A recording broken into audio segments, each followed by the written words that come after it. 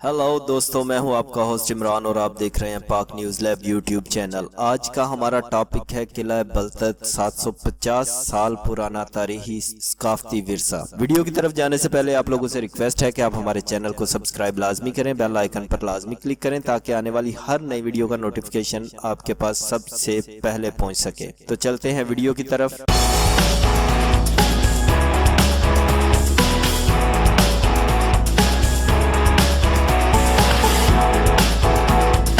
वादी हुंजा की तारीख सदियों पुरानी है। यही वजह है कि यहाँ ज़माना कदीम के किले आज भी देखने को मिलते हैं। ये किले तारीखी शाहराह रेशम के उस दौर की गवाही देते हैं जब चीन से लेकर शुमाली हिंदुस्तान और यूरोप तक इससे मुंसलिक थे। किला अलतत से दरियाए हुंजा के उस पार नजर दौड़ाएं तो 750 साल पुराना पुरशिकवा किला बलतत आज भी पूरी शान शौकत से अपना वजूद कायम किए दिखाई देता है। कहा जाता है कि हुंजा के शाही खानदान के दो भाइयों प्रिंस शाह अब्बास उर्फ शाहबोस और प्रिंस अली खान के दरमियान पैदा होने वाले तनाज़ा के नतीजे में किला बलतत की तामीर अमल में आई। किला बलतत करीमाबाद में वाक़या है जो कभी रियासत हुंजा का दारुल हुकूमत हुआ करता था। 1945 तक ये किला हुंजा के अमीर के ज़ेरे इस्तेमाल रहा, लेकिन बाद में उन्होंने करीमाबाद में ग्रेनाइट पत्थर से बने खूबसूरत महल में रहाइश इख्तियार कर ली तो ये हाल ही हो गया। 1990 में हुंजा के आखिरी हुक्मरान के बेटे ने किले को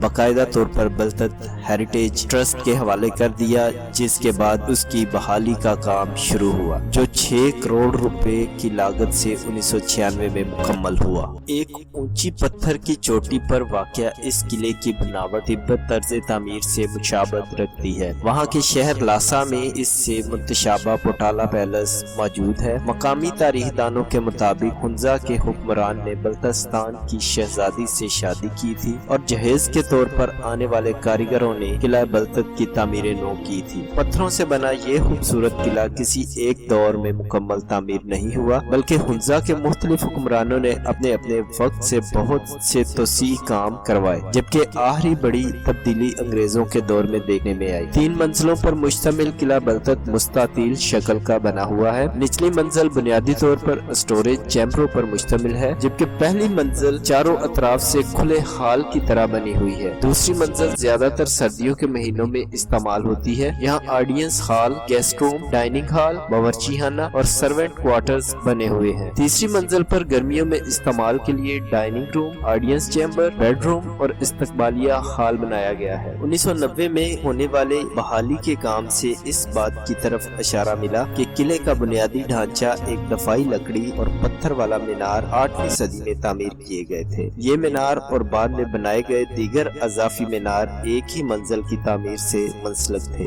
जो कि छोटे कमरों और ज़ैली सतह के स्टोरेज चैम्बर्स पर मुश्तमिल थी। बाद में किले की तोसीह करके दूसरी और तीसरी मंजिलों का इजाफा किया गया। चूँकि किला बलतत एक ऐसे इलाके में तामीर किया गया जहाँ ज़लज़लों की कसरत की वजह से जमीन हरकत करती है, लिहाजा इसके बुनियादी ढांचे में तामीर की गई पत्थर की दीवारों को मजीद इस्तेहकाम देने के लिए इसे लकड़ी का रवायती अंदरूनी फ्रेमवर्क फराहम किया गया है।